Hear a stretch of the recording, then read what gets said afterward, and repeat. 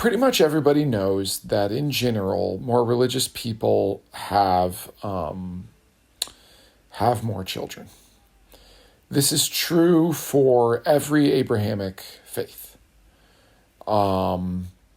There's debate about if this is true in Buddhism and Hinduism. There's some evidence that within Buddhism, more devout individuals may not have more children. But in general, particularly in the Abrahamic faiths, more religious means more babies.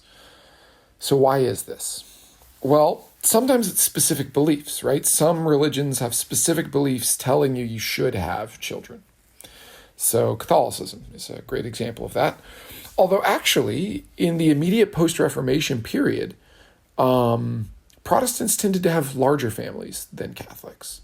It's not really until the 1700s that Catholics Luther procreating and setting a good example, or yeah. I mean, basically, yeah. It's there aren't nuns, right? Now over time, dynamics change. Protestantism kind of associates with this kind of mercantile elite where new norms are spreading. But generally, so why does religion tend to have this effect? Sometimes it's specific beliefs about family size or children, but often it's not that. Sometimes we see that just religious people in general just seem to have more children, aside from specific beliefs. So what could it be? Well, one argument is that it's about a sense of community. Having children is costly. In every society, through every epoch of human history, having children is costly. It takes effort. It's personally risky for a mother in particular. It is difficult to raise a child. It's very costly. So why would you do it?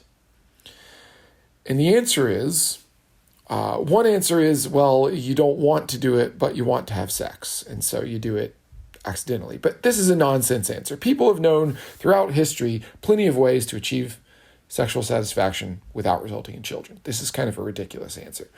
So why have children if not just a byproduct of satisfaction?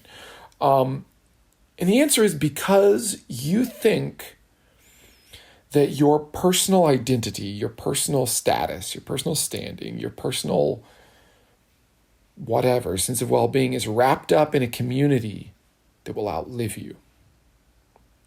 That is, that you think you have a stake in future generations and in past generations. So if you strongly identify with some community that's multi-generational, could be religion or it could be something else, could be ethnic, then you're very likely to have high fertility.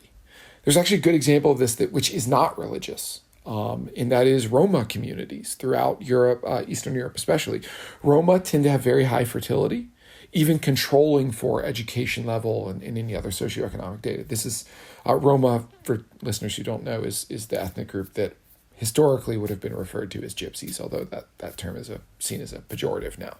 And they have very large families. Why? Well, because Roma cultivate a very strong sense of identity within the community. Many Roma people feel that the growth and survival and perpetuation of that community is very important to them. Within Israel, more religious Jews have more children, but even secular Jews in Israel have far more children than most people in other rich countries, and even than Jews in other countries. Why? Because Jews in Israel strongly identify with the community of Israel and believe that it's under threat and it needs to be perpetuated.